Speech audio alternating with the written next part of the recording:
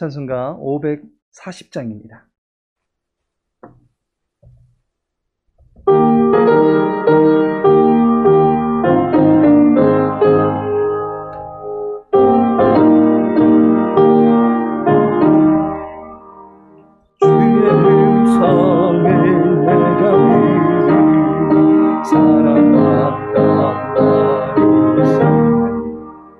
있는 맘으로 주께 가오니 나를 영접하소서. 내가 매일 십자가 가까이 가오니 구세주의 흘린 보배 비로소 나를 정케 하소서. 주여 넓으신 은혜 베푸사 나를 받아주시오. 나의 품은 뜻 주의 뜻같이 내게 하여 주소서. 내가 매일 십자가 더 가까이 가오니 구세주의 흘린 보배 비로소 나를 정케 하소서. 주의 보좌로 나아갈 때에 어찌하겠구나. 주의 얼굴을 항상 배우니 더욱 친근합니다. 내가 매일 십자가 더 가까이 가오니 구세주의 흘린 보배 비로소 나를 정케 하소서. 우리 구주의 넓은 사랑을 증량한 자 없으리. 주가 주시는 참된 기쁨도 헤아릴 수 없도다. 내가 매일 십자가 더 가까이 가오니 구세주의 흘린 보배 비로소 나를 정케 하소서. 아멘. 요한복음 19장입니다.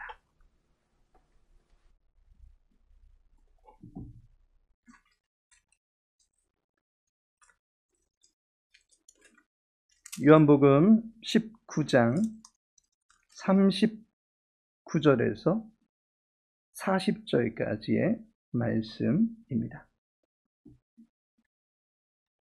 요한복음 19장 39절, 40절 말씀입니다. 함께 읽겠습니다. 일찍이 예수께 밤에 찾아왔던 니고데모도 모략과 침향 섞은 것을 100리트라쯤 가지고 온지라. 이에 예수의 시체를 가져다가 유대인의 장례법대로 그 향품과 함께 세마포로 쌌더라. 아멘. 고난주간 새벽기도의 마지막 시간입니다. 십자가로 가까이 5번째 시간으로 십자가와 함께라는 제목으로 함께 말씀 나누고자 합니다. 마태복음 16장 24절에 보시면 이에 예수께서 제자들에게 이르시되 누구든지 나를 따라오려거든 자기를 부인하고 자기 십자가를 지고 나를 따를 것이니라 라고 말씀합니다. 주님을 따르는 성도에게는 십자가가 필요합니다. 성도는 십자가와 함께 살아야 합니다. 자기 안의 욕망을 최고의 즐거움으로 삼고자 했던 죄성을 무력하게 만들기 위해서 십자가가 필요합니다.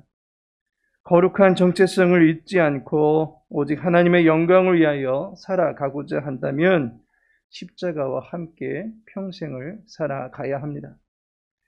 여기 세상에서의 화려한 신분과 부귀보다도 결국에 십자가와 함께 평생을 살아가기로 한 남자가 있습니다. 그의 이야기에 귀를 기울여 보시기 바랍니다. 본문 39절에 보니 일찍이 예수께 밤에 찾아왔던 니고데모도라고 말씀하고 있습니다. 니고데모, 익히 들어보셨던 인물일 것입니다. 니고데모는 요한복음에 3번에 걸쳐서 소개되고 있습니다. 그제와 어제 살펴본 구레네 시몬이나 백부장과 같은 경우에는 한 번 성경에 언급되어 있음에도 불구하고 십자가의 능력을 경험한 사람들이 되었습니다. 니고데모는 성경에서 3번씩이나 언급합니다. 과연 그에게도 십자가의 능력이 주어졌습니까? 니고데모가 등장하고 있는 3개의 본문을 살펴보면 니고데모의 신앙의 수준이 어떻게 바뀌어가는지를 알 수가 있습니다.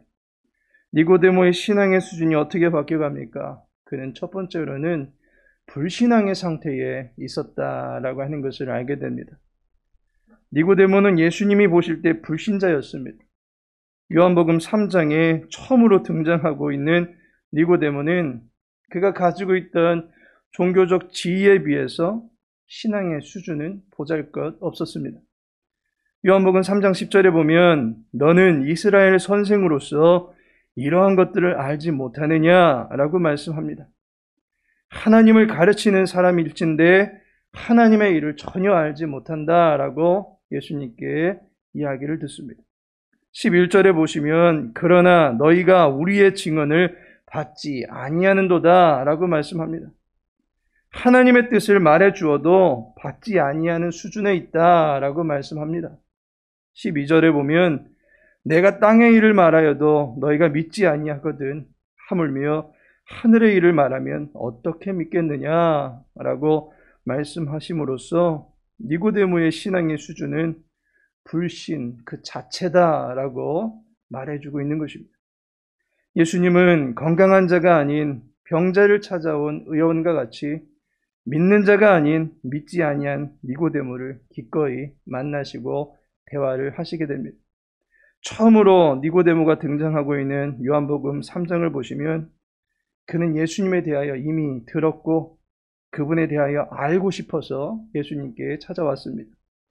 요한복음 3장 2절에 보시면 그가 밤에 예수께 와서 이르되 랍비여 우리가 당신은 하나님께로부터 오신 선생인 줄 아나이다 라고 말씀합니다.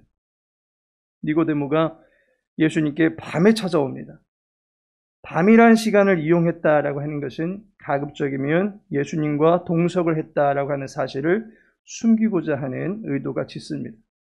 오늘 본문을 보아도 니고데모의 회동 시간은 분명 일반적이지 않다라고 하는 것을 요한이 기억하면서 그 특이성을 드러내며 다시 한번 언급합니다.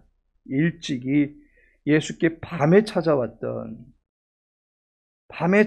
것은 은밀함을 나타냅니다. 니고데모는 예수님과의 만남을 떳떳하게 여기지 않았던 것입니다.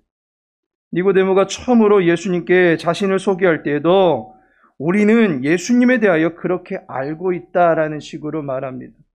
우리가 그렇게 알고 있다라는 말을 한번 생각해 보시기 바랍니다.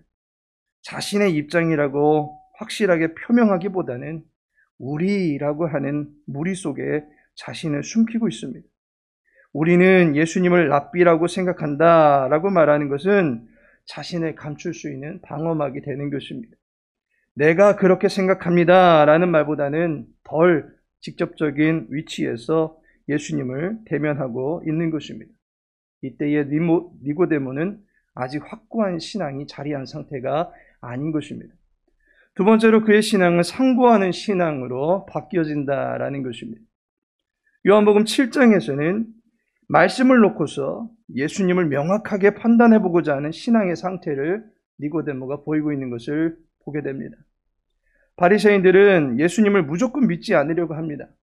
예수님의 출신 성분이 갈릴리 출신으로 너무나 볼품없는 수준이다라고 여깁니다. 구약에 보니 메시아는 베들레헴 출신이어야 된다라고 하였는데 예수의 메시아 되심의 자격이 부적격하다라는 쪽으로 의견을 모으는 것입니다. 바리새인들은 말씀에 입각해서 그리스도를 믿으려고 하는 것처럼 보입니다. 그런데 사실 예수님은 인구조사차 갈릴리로 오시는 중에 베들레헴에서 출생하신 분이십니다. 그들은 자세한 내막을 알아보려고 하지도 않을 뿐더러 알아봤자 그것이 예수님에게는 해당 사항 없다라는 식으로 이미 무시하고 있는 것입니다. 지도자들이 부리는 수많은 사람들이 예수님의 가르침을 듣고 와서는 예수님의 가르침이 범상치 않습니다 라고 증언합니다. 그러면 또 그들에게 너희들도 미혹된 거냐 라고 하면서 예수님의 가르침을 들으려 하지 않았고 다른 사람들에게 미혹받지 말라고 경계시켰습니다. 니고데모는 이러한 모습을 공회에서 다 보았습니다. 요한복음 3장에서 예수님께서 니고데모를 비롯한 종교 지도자들의 잘못을 지적할 때에 그 모습이 지금 자신들에게 나타나고 있는 것을 보게 되었습니다. 예수님은 너희들은 증언을 받지 않는다라고 하였던 것입니다. 니고데모는 요한복음 7장 51절에 보니 우리 율법은 사람의 말을 듣고 그 행한 것을 알기 전에 심판하느냐라고 말합니다. 니고데모는 종교 지도자들이 말씀대로 믿으려고 하면서도 말씀대로 행동하지 않는 모습에 이의를 제기합니다. 예수에 대하여 알아보아야 된다라는 것입니다. 함부로 판단할 수 없다라고 하는 것입니다. 하지만 그의 의견은 그대로 묵살된 채 너도 갈릴리 사람이냐라고 하는 터무니없는 트집만 잡고 있습니다. 지역색을 운운하면서 자세히 알아보자라고 하는 니고데모의 정당한 제의를 거절합니다. 여기서 볼 수 있듯이 니고데모는 말씀을 검증해 보아야 된다라는 자세를 취하고 있는 것을 보게 됩니다. 마지막으로 니고데모의 신앙은 드러내는 신앙으로 바뀌어진다라고 하는 것을 보게 됩니다. 니고데모에게 신앙의 열매가 맺히는 것을 보게 됩니다. 몰라서 알고 싶어 했고 알다 보니까 진짜인지 그렇지 않은지를 분별하게 됩니다. 결국 니고데모는 믿음의 자리로 나아가게 됩니다. 예수를 지지하는 분명한 입장을 취하게 됩니다. 우리는 그것을 39절의 말씀을 통해서 알 수가 있습니다. 모략과 침향 섞은 것을 100리트라쯤 가지고 온지라. 40절에 보시면 이에 예수의 시체를 가져다가 유대인의 장례법대로 그 향품과 함께 세마포로 쌌더라 라고 말씀합니다. 니고데모는 돌아가신 예수님을 위한 향품을 가져왔고 그의 시체를 가지고 장사를 치르게 됩니다. 망자 개치이고 소 잃고 외양간 고친다는 식의 어리석은 행동이 아니었습니다.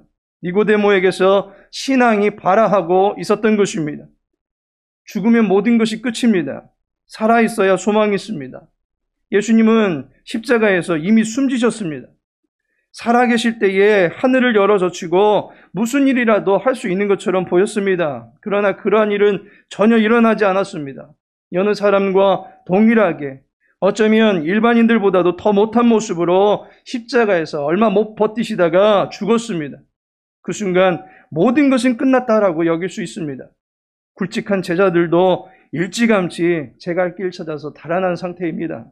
전도서 9장 4절에 보니 산 개가 죽은 사자보다 낫기 때문이니라 라고 말씀하고 있습니다.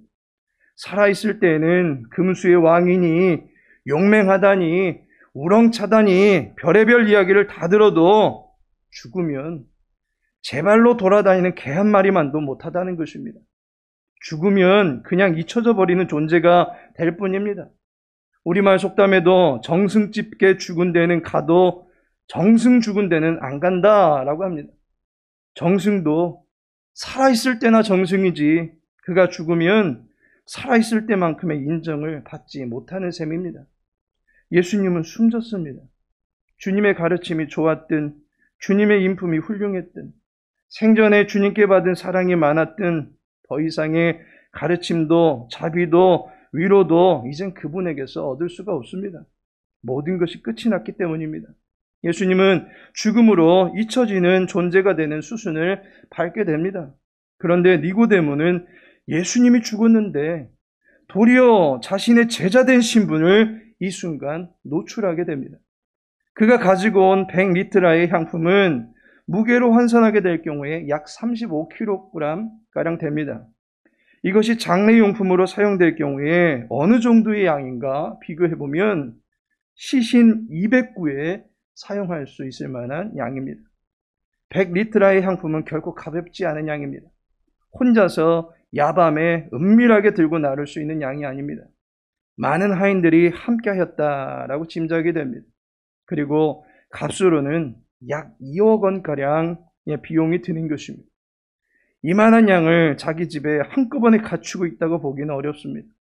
따라서 니고데모는 모략과 침향 섞은 향품을 여기저기 수소문을 취해서 구입을 하였을 것입니다.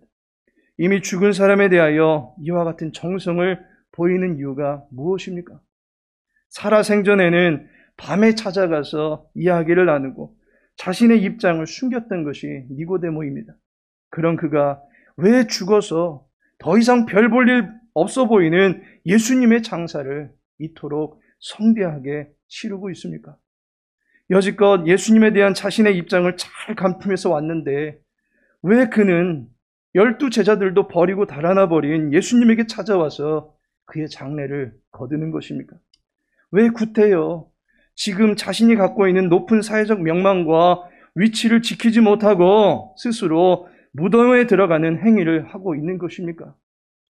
영국의 신약학자인 리차드 보컴은 당시 문화적 관습에 따르면 장사 지내는데 100리트라가 되는 향료가 필요한 사람이라면 분명 최소한 왕이었다라고 밝히고 있습니다. 니고데모는 그의 마음속에 예수님을 왕으로 모시기로 작정한 것입니다. 불신의 상태에서 예수님을 만났던 그 밤 이후로 예수님의 말씀을 상고하면서 끝내 십자가에 달려 돌아가시는 것을 보면서 그는 확실하게 믿게 됩니다. 예수님은 세상 죄를 지고 가는 하나님의 어린 양 되신 메시아이심을 믿게 됩니다. 니고데모가 예수님을 처음 만났던 날 예수님께서 니고데모에게 가르쳐 주신 말씀이 있습니다. 요한복음 3장 14절에 보니 모세가 광야에서 뱀을 든 것 같이 인자도 들려야 하리니 라고 말씀합니다. 니고데모는 바리새인으로 구약의 말씀, 특히 모세 오경은 술술 외울 정도로 구약에 능통한 학자입니다. 모세의 책 민수기 21장에 보니 구리로 만든 놋뱀을 장대에 높이 달아 올렸을 때에 불뱀에 물렸던 사람들이 그 뱀을 보는 즉시 살게 되었다라고 하는 이야기가 나옵니다. 예수님은 그 뱀과 같이 자신도 들려야 된다라고 말씀하신 것입니다. 들려진 인자에 대해서 요한복음 3장 15절은 말하기를 이는 그를 믿는 자마다 영생을 얻게 하려 하심이니라라고 말씀하고 있습니다. 높이 들어 올려진 인자를 볼 때에 영생을 얻게 된다라는 가르침을 이미 니고데모에게 주셨던 것입니다. 니고데모가 밤중에라도 예수님을 찾아갔을 때 어쩌면 밤이 새도록 예수님에게서 들은 내용은 거듭남에 대한 것입니다. 영생에 대한 것입니다. 하나님의 나라에 들어가는 것이고 그 나라를 보는 것입니다. 그런데 지금 예수님이 높이 들렸습니다.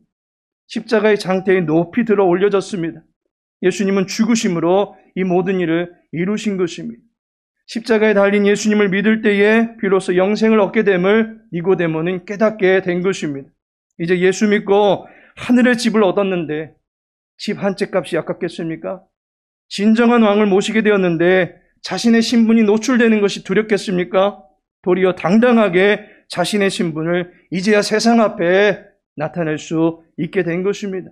사람들이 바보라고 해도 괜찮습니다. 왜 저렇게 많은 돈을 허비하느냐라고 비아냥대도 상관없습니다. 그는 자기의 일을 한 것입니다. 왕이신 예수님을 자신의 온 마음과 온 힘을 다해서 경배하는 것입니다. 영원한 왕이신 예수님, 비록 지금 눈앞에서는 죽어 계신 분이시지만 인자를 하늘로 올리신 하나님의 능력을 믿기에 예수님의 무덤을 왕실로 꾸며 드리는 것입니다. 사람은 할 수 없지만 하나님은 하실 수 있음을 믿기에 그분의 왕이심을 이제야 비로소 믿고 세상에서 십자가와 함께하는 사람이라고 당당하게 나서게 된 것입니다. 하나님께서 사랑하시는 성도 여러분, 십자가는 결코 부끄러운 것이 아닙니다. 십자가는 숨겨야 할 일이 아닙니다.